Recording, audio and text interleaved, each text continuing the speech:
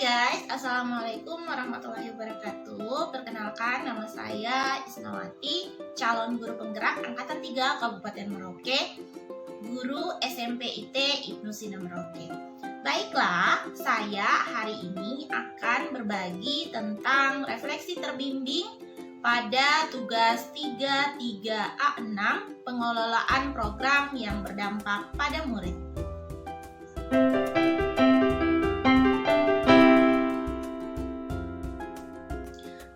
Paling menarik yang saya dapatkan ketika mempelajari modul 3.3 ini adalah yaitu saat saya membuat sebuah program, tentunya sangat perlu dianalisis terlebih dahulu dampak serta resiko yang akan ada dan apakah akan berdampak pada murid.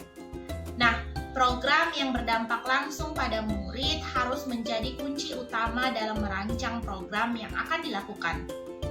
Diperlukan pertimbangan-pertimbangan yang sangat matang dan diperlukan evaluasi atas program sebelumnya, sehingga program yang dirancang nanti itu akan menjadi program yang bisa meningkatkan kepemimpinan murid tersebut. Sehingga pada materi ini, hal yang sangat-sangat menarik menurut saya yaitu ketika kita merancang sebuah program, hal yang pertama kali kita pertimbangkan adalah kepentingan murid.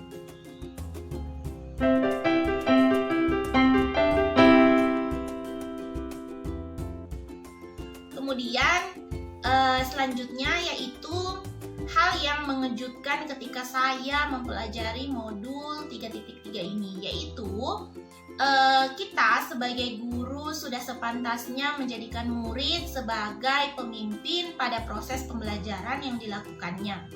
Dan yang pasti kita perlu memberikan kesempatan yang seluas-luasnya untuk mengembangkan kapasitas diri dalam mengelola pembelajaran mereka sendiri. Sehingga potensi kepemimpinan yang memang ada dan dalam diri mereka bisa berkembang dengan baik. Tugas sebagai seorang pendidik hanya sebagai seorang fasilitator untuk perkembangan tersebut. Sehingga murid bisa berperan aktif dalam mempertimbangkan suara, pilihan, kepemilikan mereka terhadap apa yang sedang mereka hadapi.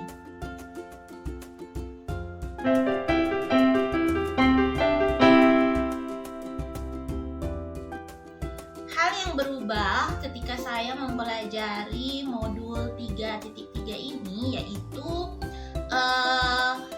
mulai dari mempelajarinya yaitu saya mulai bisa menyusun program yang melibatkan murid dan orang tua. Nah, menggunakan tahapan Bagja dalam penyusunan program tersebut, kemudian menerapkan manajemen risiko pada program, dan terakhir mengevaluasi program yang telah dijalankan. Jadi hal-hal itulah yang dulunya belum bisa saya terapkan di sekolah, dan sekarang setelah mempelajari modul ini saya bisa menerapkan hal-hal tersebut di sekolah dalam merancang program yang tentunya berdampak pada murid.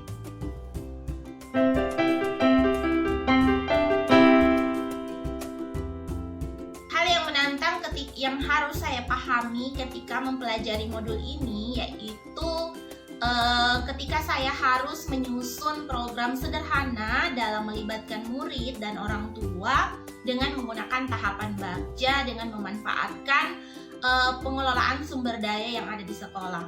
Nah, tahapan Bagja di sini baru bisa dilaksanakan saat ini ketika saya mempelajari modul-modul sebelumnya, sehingga pada saat penerapannya di sekolah dan pada saat membuat sebuah program dengan menggunakan tahapan Bagja ini, saya merasa agak sedikit kagok dan tentunya merasa kesulitan karena belum pernah dilaksanakan sebelumnya.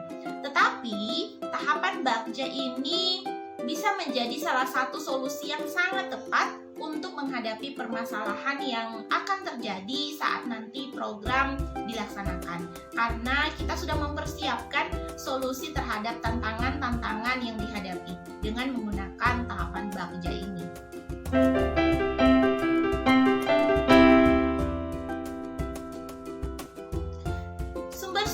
dukungan yang bisa membantu saya dalam menyusun program adalah dalam rangka mewujudkan lingkungan belajar yang dapat menumbuhkan program yang berdampak pada murid, guru, dan sekolah tentunya tidak dapat bekerja sendiri.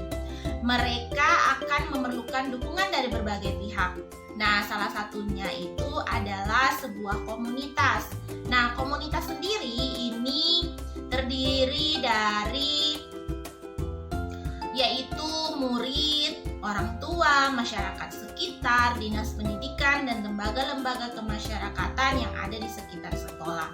Semuanya bisa berkolaborasi dan bekerja sama dalam pelaksanaan program yang telah disusun, sehingga program tersebut bisa berhasil terlaksana dengan baik dan juga menghasilkan program yang bisa berdampak pada murid.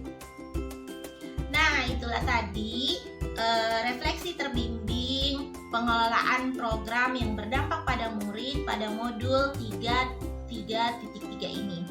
Semoga bermanfaat. Bye-bye. Salam guru penggerak. Assalamualaikum warahmatullahi wabarakatuh.